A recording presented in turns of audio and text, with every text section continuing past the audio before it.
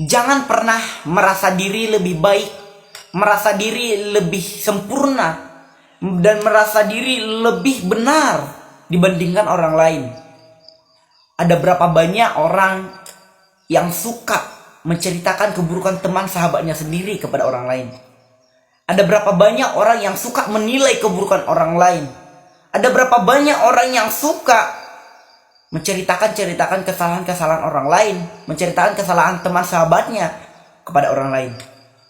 Tetapi tanpa dia sadari, ketika kita menceritakan keburukan orang lain, di situ kita sudah menunjukkan bahwa mental kita adalah mental pengecut. Ada orang yang suka menceritakan keburukan-keburukan sahabatnya, keburukan-keburukan temannya, hanya ingin nampak bersih agar ingin nampak benar di hadapan orang lain.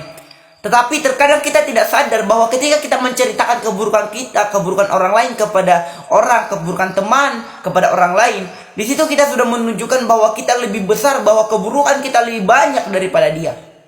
Dia juga memiliki kelebihan besar daripada kita. Tetapi ketika kita menceritakan keburukan itu, di situ kita menunjukkan bahwa kita memiliki kesalahan besar dari orang yang kita ceritakan sebelumnya.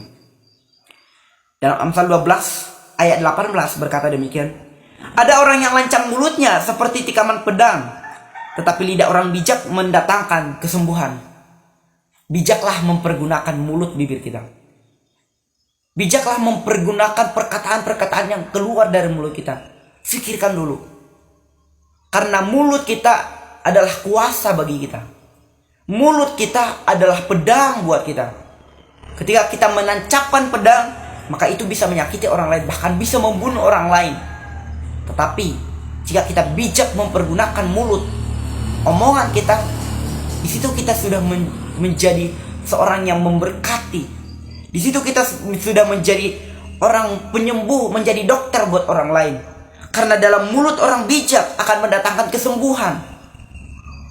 Banyak orang sekarang suka menceritakan keburukan orang lain tanpa sadar ada kebaikan-kebaikan yang awalnya dia perbuat. Dan kita tidak menyadari itu hanya karena satu keburukan yang ia perbuat. Banyak orang gak sadar itu. Dia menceritakan keburukan orang lain hanya ingin nampak bersih, agar ingin nampak benar. Dan dia merasa bahwa orang itu kotor, orang itu bersalah kepadanya. Orang itu selalu salah di hadapannya. Tetapi kadang dia gak sadar. Dia sudah menunjukkan bahwa dia adalah seorang pengecut, bahwa dia adalah seorang yang memiliki kesalahan lebih besar dari orang yang dia bicarakan.